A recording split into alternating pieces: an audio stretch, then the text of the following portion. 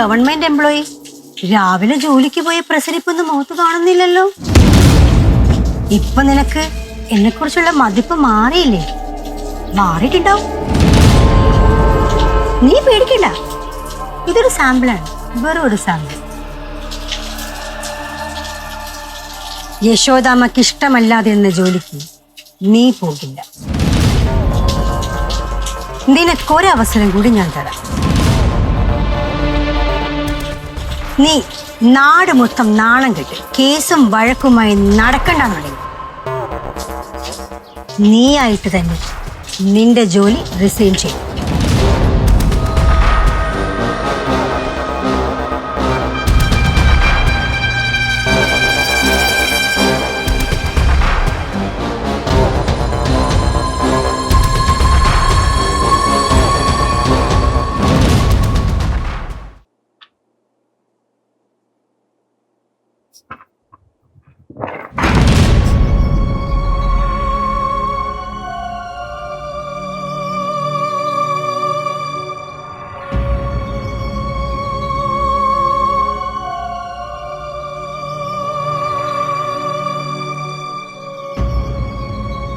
എന്ത് ചേച്ചി, എന്തിനാ ഇങ്ങനെ കരയണേ?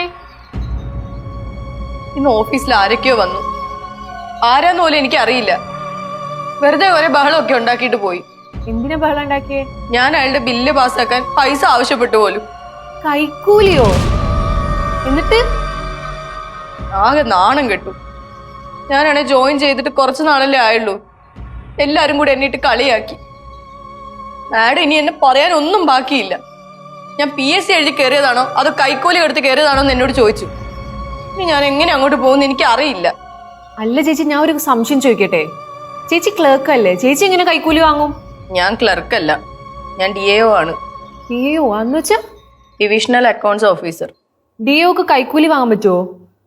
വേണമെങ്കിൽ വാങ്ങാവുന്നേ ഉള്ളൂ. ഇതപ്പോ ആ മായാവതിയുടെ പണിയായിരിക്കൂലേ? സംശയം എന്താ? ഉറപ്പല്ലേ? ഓരോരുത്തരും ഞാൻ ഇങ്ങോട്ട് കയറി വന്നപ്പോൾ അവരെന്നോട് ചോദിക്കുകയും ചെയ്തു, രാവിലെ പോയപ്പോ മുഖത്തുണ്ടായ ഉത്സാഹം ഒന്നും കാണുന്നില്ലല്ലോ എന്ന്. അവരെടുത്തിട്ട് ഇടിച്ചാലോ നമുക്ക്? അങ്ങനെ ചെയ്ത പ്രശ്നത്തിന് പരിഹാരമാവോ? ആരെങ്കിലും വീഡിയോ എടുത്തോന്ന് പോലും എനിക്കറിയില്ല. ഇല്ല, ആരും വീഡിയോ എടുക്കില്ല. വീഡിയോ എടുക്കണമെങ്കിൽ ഞാൻ അറിയും.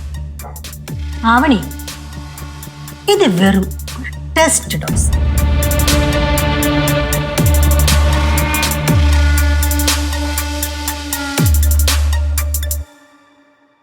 എന്താ എന്തുപറ്റി? നീയല്ലേ മോഹന പറഞ്ഞത് ഇവള് ജോലിക്ക് വിടാതിരിക്കാൻ ഈ വീട്ടിലെല്ലാവരും പരമാവധി ശ്രമിച്ചിട്ടും തോറ്റുപോയെന്ന്? ദേ നോക്കിയേ, ആരെയും കൂസാത്ത ആവണി കരയുന്നത്.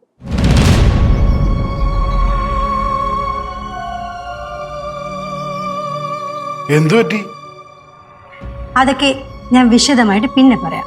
പിന്നെ നിന്റെ ആവണിക്ക് ഞാനൊരു ഓഫർ കൊടുത്തിട്ടുണ്ട്.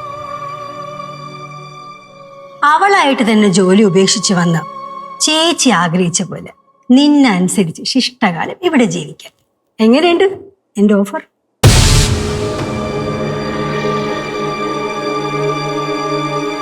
ഇല്ലെങ്കിൽ ആവണി വാർത്തകളിൽ നിറഞ്ഞു നിൽക്കും.